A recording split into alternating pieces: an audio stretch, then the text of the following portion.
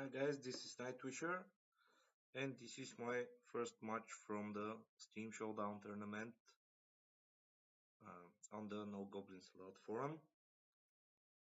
Mm, I will be playing the Great Wood 7 or something like that. What's it called? Uh, sorry about that. Uh, it's actually not that interesting matchup. I won quite easily because he was quite unlucky with his draws, and yeah, we managed to finish it in a little bit under 20 minutes. So we'll be going into the match soon. I'm playing my top tiers deck, not that I have any choice.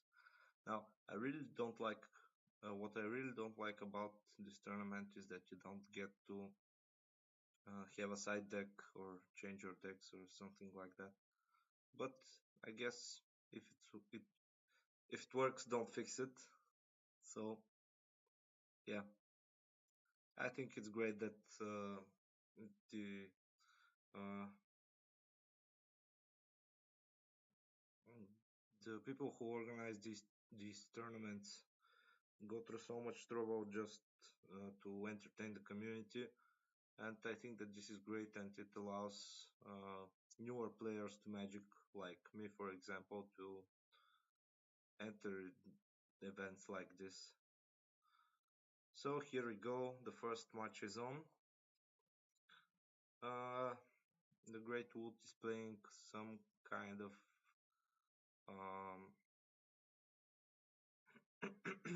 Boros Aura control deck or something like that. Now she's in the deck list. It's labeled Boros Aggro, but I don't think that it's much of an aggro deck because mostly he has late game creatures, like he has um, Avacyn and the 4/3 uh, Angel with the first strike and lifelink or something like that. I don't remember it exactly. Uh, so he has a few cards that I'm really scared about. Uh, he's running 2 copies of Chandra's Ignition, I think. Also, Declaration in Stone pretty much screws all my top tiers if I manage to get wide on the field. And here I start with the Smuggler's top tier because I think that attacking early is much more important than setting up the Reckless Fire Weaver. I'm really scared of the late game and I'm trying to dash out as much damage as I can in the early game. Here I will play the Chief of the Foundry because I want to pump my Topter, my Copter actually. Now I was really having a doubt between the Cultivator's Caravan and the Chief of the Foundry because I don't have another mana in my hand, another land, and yeah, here I discard the Doctor Spy Network because it's really a late game card and I am going for the early kill.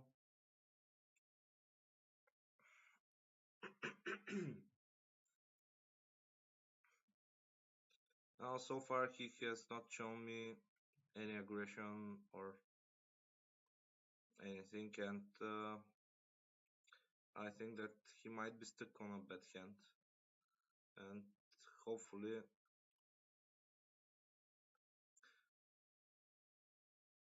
yeah, at this point I'm pretty confident that he doesn't have an answer to my Smuggler's Copter because here it seems that he's only summoning that to chump block me so I don't dish out more damage.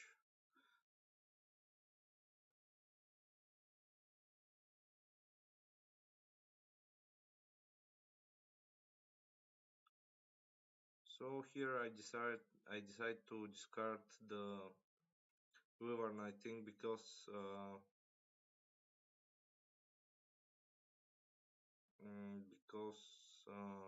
I thought that, yeah, I'm not going quite on the board. Yeah, I don't know what's happening with my voice today. I'm really sorry about this, guys. Um, so yeah, I decide to discard the Wyvern because uh, I really uh, didn't think it's a good idea to go wide on board versus his deck, because he has quite a few ways to clear everything I have, and what I'm trying is to finish the game with the bigger creatures that I have. Now, luckily here I have a galvanic bombardment to get rid of the Talia, because I really hate this card. It really, uh, yeah, I don't like it. Now, I made a mistake here because I should have cleared the Talia first and then played my turn and summoned more creatures, but yeah, I get away with this. I go out, deal more damage with the Topter, with the, yeah, with the Looter Scooter. Uh, Pretty standard so far. Remove his creatures, deal more damage. Again, I discarded the Wyvern because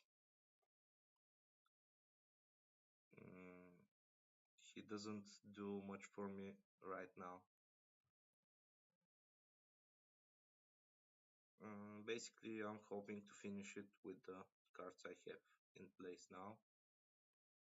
So here, it, yeah, and putting the Nimbus Wings on the top tier engineer seems like kind of a desperate move.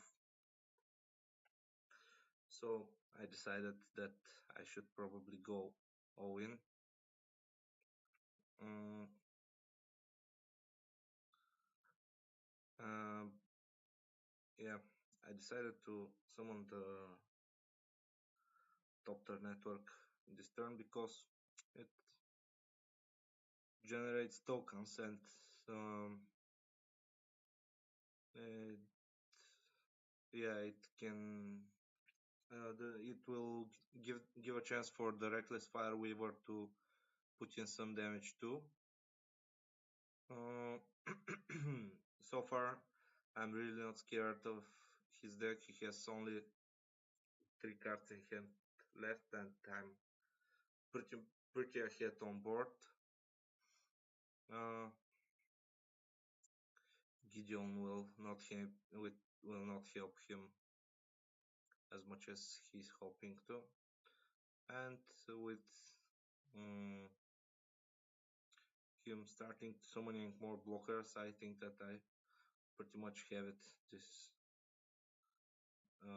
game. So here he attacks. Now I don't know the.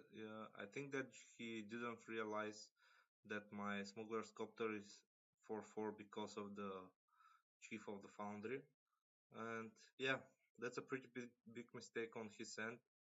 Talia was really important for him in order not now I would have removed it anyway, but yeah, now I get to kill Talia for free, and uh, I have a Galvanic Bombardment in my hand to remove something else if I want to. This was a really bad mistake on his end. So here I decide to clear the Gideon with uh, yeah, I don't remember with what I killed it. I think yeah, I will deal 2 damage with the top turns I summon from the Reckless Fire Weaver, and then I will finish it off with the Chief of the Foundry. I think because yeah, and I give him unblockable just so I'm sure that Gideon will die because it can do some nasty things if it's left unattended. So yeah, also I decided that I want to clear the flare that he has because yeah, I don't want him blocking my creatures and uh,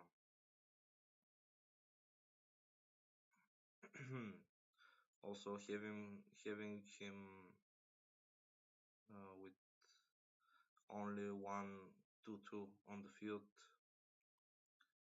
is yeah really good for me. I really developed my board fast. I dished out a ton of damage in the beginning, and now I get to finish him off in the next turn because he doesn't have any answers to my deck, to my threats that are on the field right now. Even if he has Chandra's Ignition, it will only clear out the Topters and the Warlord Rogue, and I will be able to crew whatever I want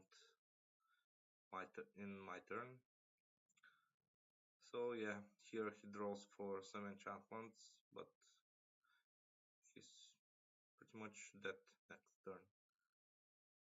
I have little right now because I can do 1 damage with the Reckless Fire Weaver from the top that I summon with the uh, Topter Foundry or whatever that was called, and I can deal 10 damage with my creatures, with my flyers.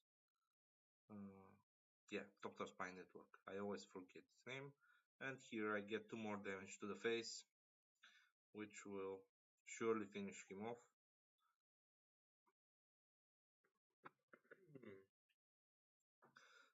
The first game went really well for me. I was really happy that I won my first game in the tournament. Uh,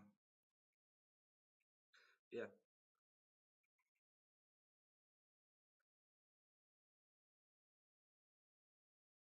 it's always good to win your first game, and I was really happy because this is actually my first tournament that I participate in, and I don't have very big expectations, but yeah, who knows? Maybe I have what it takes to make it to the top. And we quickly go into the second game.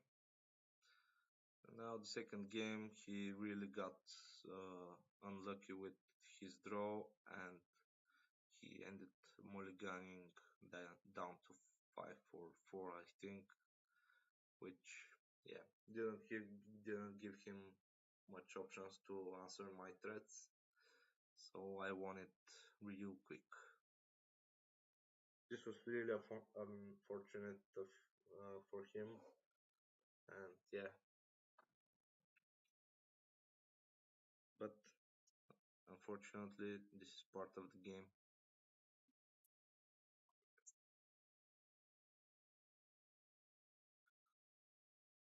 And here we go. I have pretty good opening hand, and I decide to keep it.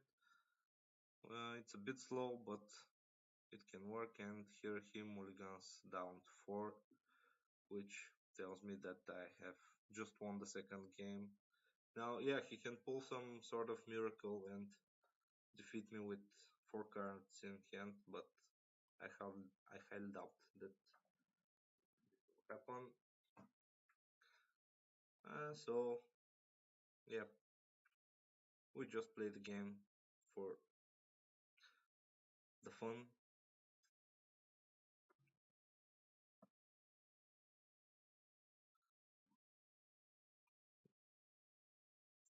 I start with pretty much playing my mana curve. I'm playing my Reckless Fire Weaver first.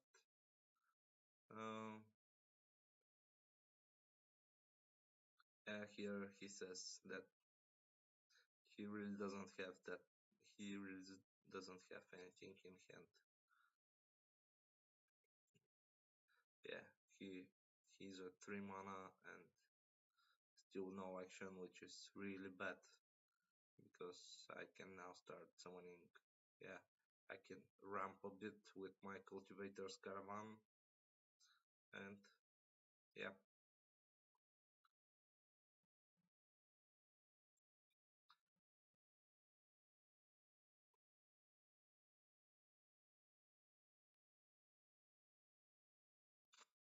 So the rest of the game is not that. Yeah, it's actually the whole game is not that interesting. It just uh,